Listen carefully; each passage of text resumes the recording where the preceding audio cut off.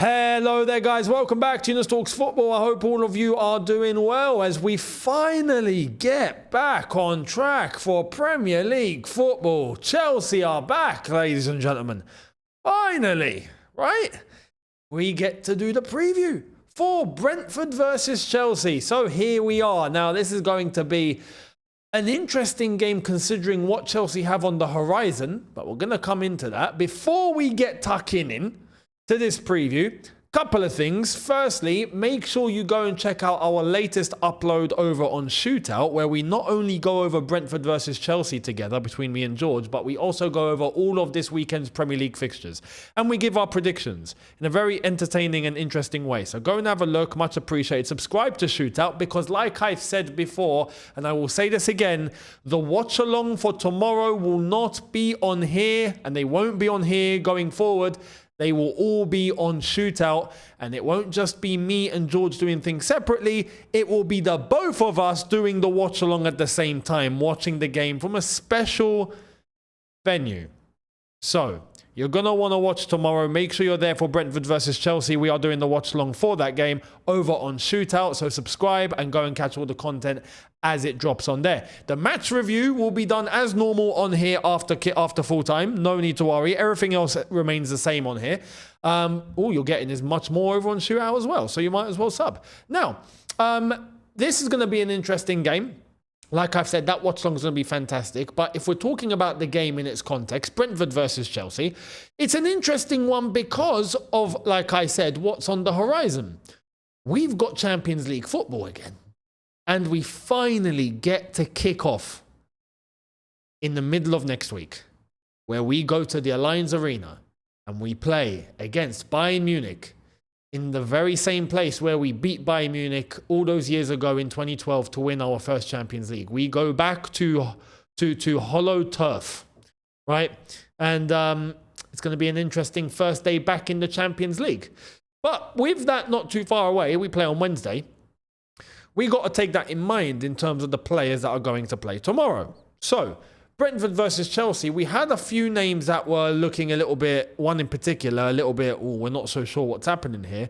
The ones that I can say are we already know about, you know, when you're talking about Wesley Fofana, or you're talking about, okay, Lavia's back in training. You know, there's players that you just know what the score is, yeah? Badia Shil. But there's one player in particular, and that's Cole Palmer. Now, Enzo Maresca in the press conference earlier on kind of made it seem little 50-50. He was like, look, right, he's training. If he's going to train with us properly, you know, by today, then he might play. If he doesn't, then he'll be out. So we're like, it's just ifs, buts, and maybes. We don't actually know, right? Well, we now know. We now know. And I'm able to show you. So, like the title says, is Cole Palmer in or out? I think this will tell you. Breaking! Cole Palmer in training today. And this has come directly out of Chelsea Football Club. Cole Palmer is training. And on top of that, not only, but Caicedo and João Pedro, along with Palmer, all trained today. Now, Caicedo came back late from international duty. He didn't really train, but he did today. So he's good to go. Same goes for João Pedro. He trained. He's good to go. João Pedro got back a little bit earlier, apparently. But they both trained. And so did Cole Palmer. So, fantastic. Now, some people will say, okay, so what? Are we going to play all of them? Well, yeah. Yeah, I think so. You know, no, I would start with them. It's not a thing of, oh, you know, wait until minute 60 and then bring any of these lot on. I think it's best to start with them and try and control the game. And then if anything needs to be adjusted later, or if a player has to be taken off to manage minutes for the Bayern Munich game, I would rather that they get taken off than bring them on later. That's just me. And I think even in terms of rest, right, even if we start counting the seconds and the minutes, you know, if they start and then they come off, it's better than if they just rest and then play and then end the game. I mean, technically, they are getting a bigger window of rest by maybe half an hour more. Just saying, yeah. I mean, every little helps, right? So I would rather that order. So they're all available, it seems, Cole Palmer included. And I think Chelsea maybe wanted to keep this one under wraps until the last minute, just to maybe give Brentford a false sense of hope that Cole Palmer might be out. And even then, if Cole Palmer was out, it's like our last game. He didn't play. We got the job done. You know, Cole Palmer is obviously one of our most important players. But if he doesn't play, unlike last season, this season, it's not the end of the world. We have options. We can manage. Brentford is an interesting club because if you had taken this last season, I would be telling all of you guys to tread with caution. And maybe even now that should stand a little bit. But they've been depleted, you know, pretty hard in terms of Thomas Frank, in terms of Johan Wissa, in terms of, you know, there's guys that have been very important to that team that are no longer there. They're gone. So I think bearing that in mind, they are not going to be the same Brentford that we have come to know over the last few years. And I think overall, they might be a little flatter. Even then, they're going to be playing at home against us. But realistically, we should have too much quality for them. Now, it depends how they're going to set up. I got to be honest. If it's Thomas Frank, I would have an idea. Now, I don't really know. Are they going to sit back and just try and get something? Are they not going to really come out and play football? Or are they going to push up and try and press aggressively? Or are they going to play a high line? Or are they going to try and be on the front foot? Or are they going to park the bus? I have no idea. I'll be honest. I don't know. They've not had a great start to the season so far. They do sit in 15th, if I'm not mistaken. Albeit it's only been 3 games. But this is also Chelsea's opportunity to stay consistent. And to now pick up another win, which would mean that we would have 10 points out of a possible 12, which would be exactly what I was asking for heading into the Manchester United game next weekend. That's another big one, by the way. So it's a very interesting time. And this is the sort of game where we have to pick up the 3 points. I'll be honest, I'm not looking for a pleasant performance tomorrow. I'm just looking for 3 points. That is, it's one of those games, especially now the schedule is going to be packed. And we've got Champions League, top-end Champions League football too, starting off Bayern Munich. We need to be able to manage our squad. We need to be able to get the results. And we need to be able to not focus so much on the performance, but we have to be efficient and clinical. So concentration has to be at 200% and focus. So it's not going to be easy, but we can do it. We can do it. So let's wait and see what team's going to play tomorrow. I'll give you my starting 11, to be honest, on how I think this will start. But apart from that, everything else is basically the same. We know the main culprits when it comes to the absentees. Now Cole Palmer is back. It's looking like he's not going to be one of them, which is great.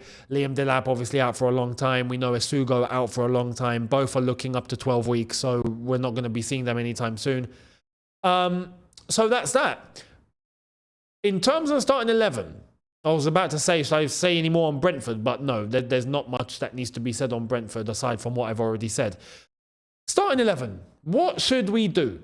Well, I think it's pretty easy, if I'm honest, now that these players are training and they're definitely going to be available. So here's my selection. My starting 11, pretty self-explanatory. Sanchez in goal. 2 centre-backs of Chalobah and Tosin, without question. Fullbacks, Cucurella and Reece James, who both had very, very good international duties, both with Spain and with England, even individually, both played really well in their respective fixtures. The midfield, again, pretty self-explanatory. Caicedo and Enzo. I would say Caicedo needs to be watched. If we have the game wrapped up, let's say by minute 65, minute 70, wherever we know that the game is in the bag, take Caicedo off and bring Santos on, or like do something just to maybe protect Caicedo a little bit, because we don't want to run him into the ground, and his cover, Isugo, is out for a long time. So we do need to keep an eye on Caicedo. I wouldn't say this normally, because these sort of players do need to be playing regularly regardless whether you like it or not. It's not as easy as just like Football Manager where you can just replace a player and the stats cover it so it's fine. That's not how real life works. With Caicedo, because he came back late from international duty, because he travelled a long distance, because he's barely trained, all of that accumulates, and I don't want to go into Bayern Munich thinking that he's not going to be 100%. So if at any given time in the game we know we've got it signed, sealed and delivered, and we're up even like 2-3-0, right? Take Caicedo off. Take him off. That's what I would do. So I would manage him. Enzo next to him. There shouldn't be a problem there. Cole Palmer back in the fold, in the 10. No worries at all. And my wingers are pretty self-explanatory to start off.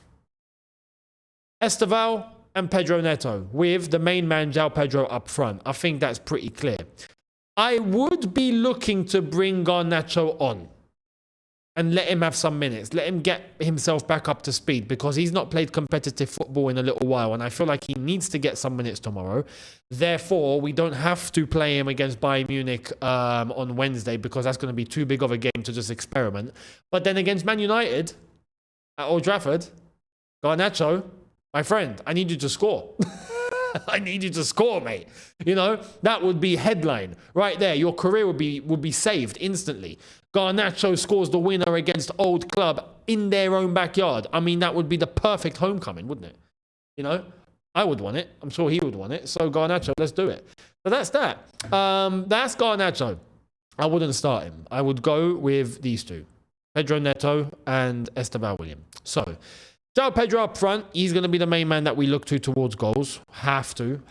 And to be fair, like the last game with the nice header that he did score, we need more of that. We're looking pretty good with set pieces now, which is a little bit of a weird one. I didn't think we would, but fair play. Maybe we're making progress there.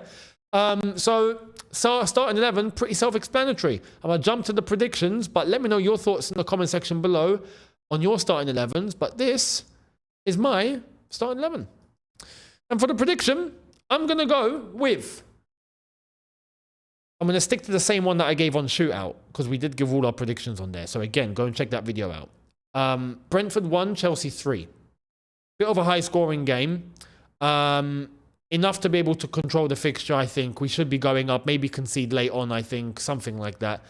Hopefully, it's a calm and collected day at the office. And like I said, I'm not looking for the most incredible performance, but I do need 3 points tomorrow without question. So there's that. Let me know your thoughts down below. Let me know your predictions. I'd love to see. Now, before we go, I want to show you something that has come out, right, as of minutes, in relation to Mudryk. And do you remember when I showed you about the whole Shakhtar suing the Ukrainian Federation over this? And I was like, what Chelsea going to do? Well, we have our answer. It's like they watch my videos, you know. Oh, no, yeah, no, Younes has got a point. You know what? Yeah, let's go and do this, this, and this. Well, you want to know what this, and this is? You're going to be mind blown. Here it is. And Mudryk, don't go anywhere. Don't go anywhere. Because you're in the firing line too, mate. Check this out. Chelsea are preparing lawsuits against both Mudryk and the Ukrainian Federation. According to Ukrainian journalist Igor Burbas, Chelsea plan to file against Mudryk, seeking compensation for the record-breaking transfer, and against the UAF, which, according to Chelsea's management, may have been the source of the prohibited substances. Oh boy. Mudryk's life has just gone from bad to worse, literally, because he's now entered Adrian Mutu territory. If you remember the Adrian Mutu story, but that was a different kettle of fish. Adrian Mutu went and took things recreationally, right, out of his own will and desire, and had to pay back his contract. I think that's pretty clear, yeah. But this, we still don't know 100% if Mudryk knew or he didn't.